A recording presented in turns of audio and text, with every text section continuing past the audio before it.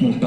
ഞാൻ ആലോചിക്കുമായിരുന്നു, ഈ വീട്ടിലെ ഏറ്റവും ആവശ്യമുള്ള ജന്തു എന്ന നിലയിൽ എനിക്ക് അർഹമായ ബഹുമാനം മറ്റ് ജന്തുവർഗ്ഗങ്ങൾ തരുന്നുണ്ടോ എന്ന് എനിക്കൊരു സംശയമുണ്ട്. നിനക്കും നിനക്കും ഇത്തിരി ഇറവറൻസ് ഉണ്ടെന്ന് എനിക്ക് സംശയമുണ്ട്. Irreverence irreverence ബഹുമാനക്കുറവ്.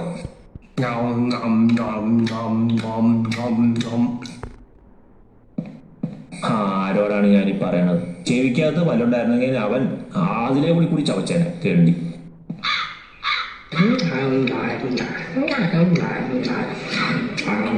என்ன நாய்க்குட்டா, நீ யாருக்கிட்ட பேசிட்டு இருக்காது?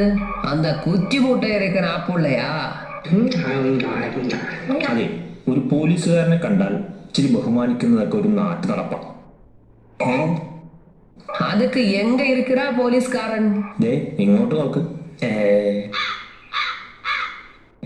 யாரு? நீயா? போலீஸ்காரனா? எதுக்குடா காலையில வந்துட்டு இந்த தமாசைய சொல்லிட்டு இருக்குது? എനിക്ക് ശരിക്കും വയ്യടാ നായ്ക്കുട്ടാ. അല്ലേ, നിന്നാരാണ് പോലീസിലെടുത്തത്? ഒരു പോലീസുകാരന് ജോലി ചെയ്യുന്ന എല്ലാവരും പോലീസ് തന്നെയാണ്. അടുക്കളപ്പുറത്ത് മറന്നു കിടക്കുന്നതാണോ പോലീസ് പണി? ദേ ആടെ സ്മരണ വേണം. നിങ്ങളെയൊക്കെ ഒരു പോറൽ പോലും വീഴാതെ ഞാൻ നോക്കണില്ലേ? നീയൊക്കെ രാത്രി കൂർക്കം പിടിച്ച് കിടന്നുറങ്ങുമ്പോൾ ഞാനിവിടെ കണ്ണിൽ എണ്ണ ഒഴിച്ച് കാവലിരിക്കുമല്ലേ? ഇതൊക്കെ തന്നെയാ പോലീസും ചെയ്യണത്. എടാവേ, നിന്നെക്കാളും ബഹുമാനം കിട്ടേണ്ടത് ഞങ്ങൾക്കാണ്, അതായത് ഈ ആടുകൾക്ക്. അയ്യോ, എന്തിന്? എതുക്കടി അത്?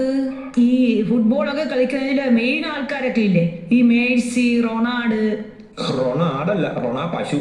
എന്റെ ആടെ റൊണാൾഡോ, മറ്റേത് മേഴ്സി അല്ല, മെസ്സി മെസ്സി. ആ പേരെന്തേലും ആവട്ടെ, അവരെന്നാ വിളിക്കണത്? അതിപ്പോ മെസ്സി ആണെങ്കിൽ വീട്ടില് മെസ്സിയേ എന്ന് വിളിക്കുമായിരിക്കും. പിന്നെ അതല്ലടി, അവർ ആരാധകർ എന്നാ വിളിക്കണേന്ന് അറിയാവോ? ഗോട്ട് എന്ന്, ഗോട്ട് ഗോട്ട്, ആട് ഗോട്ട്. ആ അത് ശരിയാണ്. ആല്ലോ, ആരായി ഗോട്ട്? അപ്പൊ ആരെയാണ് ബഹുമാനിക്കേണ്ടത്? ഞങ്ങളെ അല്ലേ? ഏത് ആ ചാരിയിരുന്ന ചവക്കണതിനാണ് ബഹുമാനിക്കേണ്ടത്. ഈ ദൈവം ഇപ്പൊ ആയിരക്കണക്കിന് ആളുകളെ സൃഷ്ടിക്കുമ്പോ ഇതുപോലെ ഒന്ന് രണ്ടെണ്ണം ഇങ്ങനെയൊക്കെ വരും.